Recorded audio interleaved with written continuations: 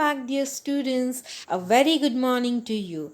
I am Mrs. Snehal Mori, and today we are going to learn Chapter 1 of Civics, Understanding Diversity, Part 2. Part 1 we have already learned in the last session. So, let's quickly revise the terms what we have learned. What is a term diversity? In the last session, we have learned the term diversity. I hope you remember the story of Samir Ek and Samir Do. What does diversity add to our lives? Diversity in India with the beautiful examples such as marriages, praying styles, clothes, languages, etc. So, what are we going to learn today in this chapter? We are going to learn diversity in India with an example of Ladakh and Kerala. I hope you remember, dear children, in the last session I have told you that in the next session I will be describing geographical diversity in Ladakh and Kerala and also the term of unity in diversity.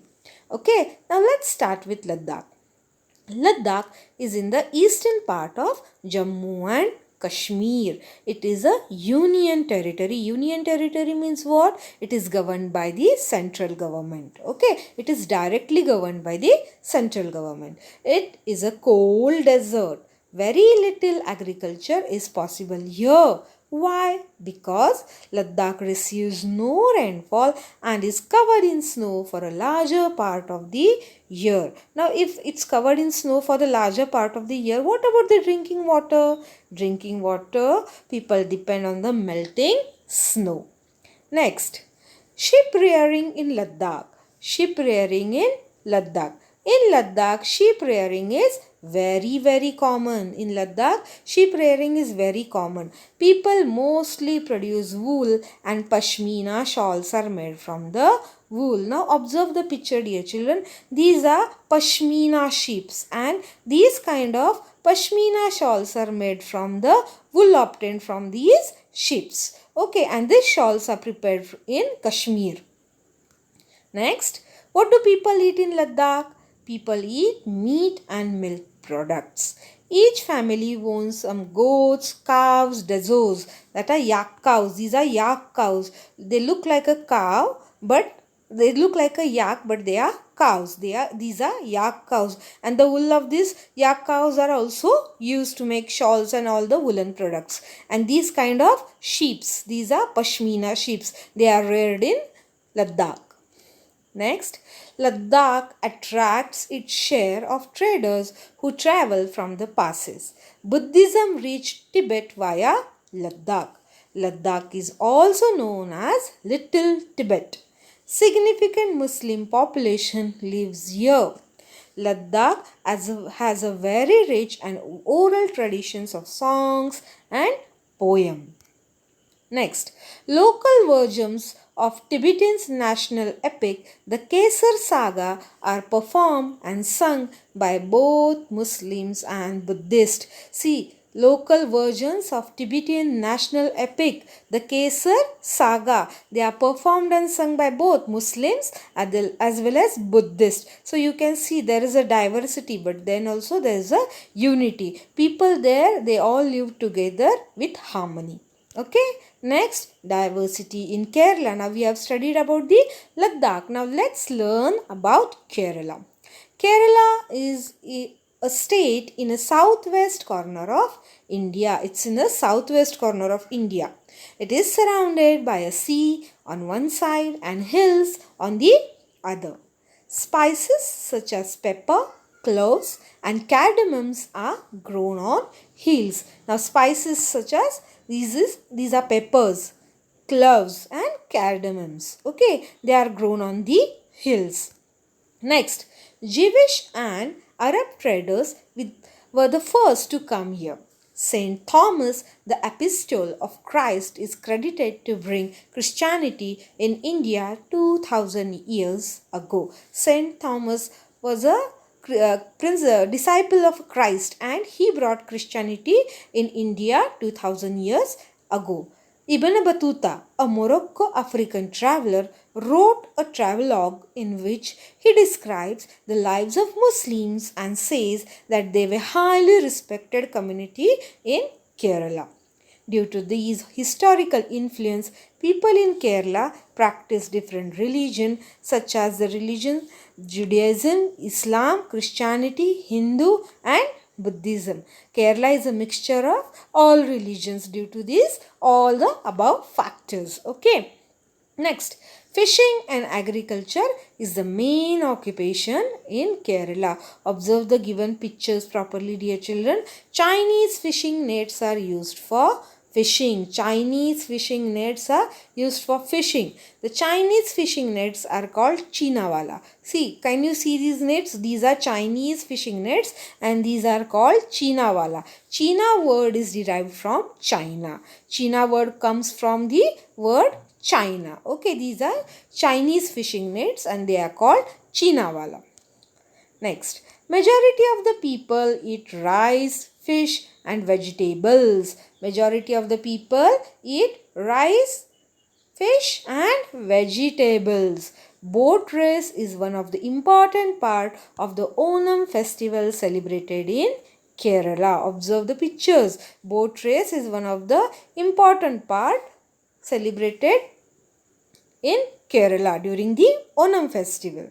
Next point, comparison. Now let's compare what is between Ladakh and Kerala. Now both the places are at the different parts of countries. Do you agree? Where is Ladakh situated? Ladakh is situated in the northern part and the Kerala is situated in the southern part of India, right? So both the places are at the different parts of the countries, having different geographical features. They are having different geographical features, right? But both the regions has seen similar cultural influences, and that's how, because both of them are influenced by Chinese and Arab traders. Both of them are influenced by Chinese and Arab traders. Geography of Ladakh is favorable for the sheep rearing and their wool attracted traders. Now what happened in Ladakh? Why traders were attracted towards Ladakh? Because their main occupation was sheep rearing and the wool which obtained from the sheep was of the best quality, which attracted the traders towards Ladakh.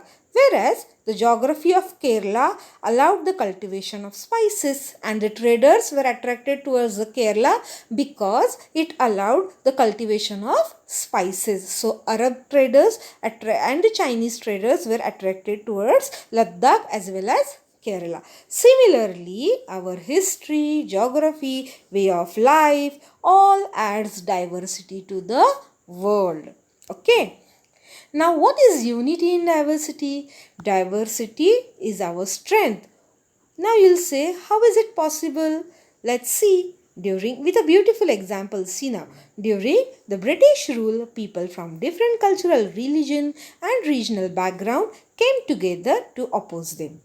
What happened during the British rule? In the Indian freedom struggle, all the people from the entire country, they came together in spite of being from different cultural religion, different regional background. They came together and they started a struggle against the Britishers, right? British thought that they could divide Indians due to the diversity. What Britishers thought? That India is a diverse country. It's having a lot of geographical diversity. We can divide the India and we can rule India smoothly. Okay, but the people showed that they could be different and yet be united in the battle against the British. But what happened?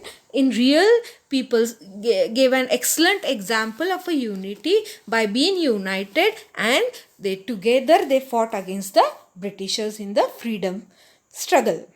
Okay, now what else is an example of unity in diversity? See now, dear children, observe the pictures. Songs and symbols that emerged during the freedom serve as a constant reminder of our country's rich tradition of respect of diversity. Can you see example Indian national flag and also Indian national anthem? If you remember Indian national anthem, we say there are many states described in the national anthem also. also. Punjab, Sindh, Gujarat, Maratha. That means in our national anthem also there is a diversity. In spite of that, we all are one and we all together say the national anthem.